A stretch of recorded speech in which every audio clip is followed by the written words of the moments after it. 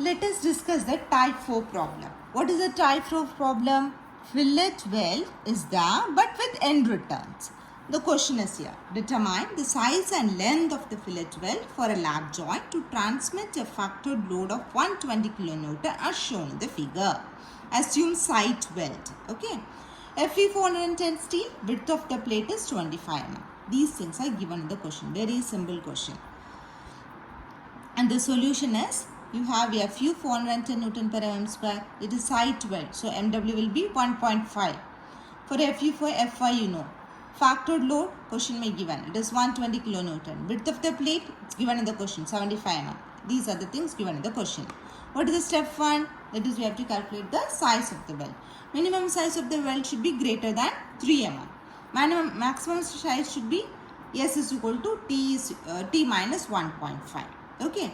See here, thickness and all is not given. So we cannot take it from the table.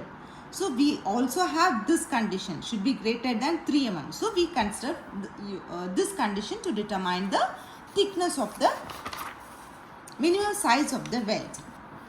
So minimum size of the weld I have taken as a 6 mm. Okay. Next step is equal to, we need to calculate the throat thickness. What is the throat thickness formula? TT is equal to K into S. What is K? K is 0.7. S is 6 mm. So we have obtained 4.2 mm. Now you have to calculate the effective length of the weld. Same old story. We need to equate the strength of the member to the strength of the weld. TDG is equal to PDW. What is TDG? 120 into 10 power 3. So this you have to remember. If factored load is given, consider factored load instead of the strength of the plate. TDG for calculating the length of the plate. Factored load is directly given here. Okay. So TDG would be directly 120 into 10 power 3 Newton. So PDW you obtain in terms of LW. So you can obtain LW from here.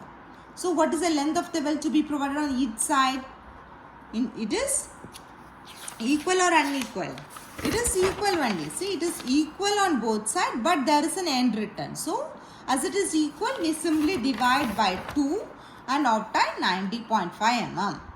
Here we need to check once. Length of the weld is greater than the width of the weld. See, 90.5 is greater than width of the weld. So it is okay. A small check is needed here.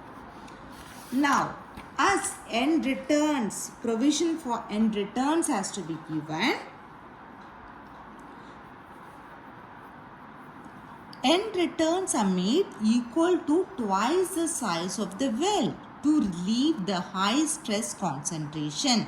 This is the reason why end returns are provided. End returns are made equal to twice the size of the weld, 2 into S, to relieve the high stress concentration at the ends. It must be provided for welded joints that are subjected to eccentricity, stress reversals or impact loads. This is where end returns has to be provided. Okay. So hence provide 90.5 mm weld on each side with end returns of 2S. Yes, you have already size of the weld 12 mm.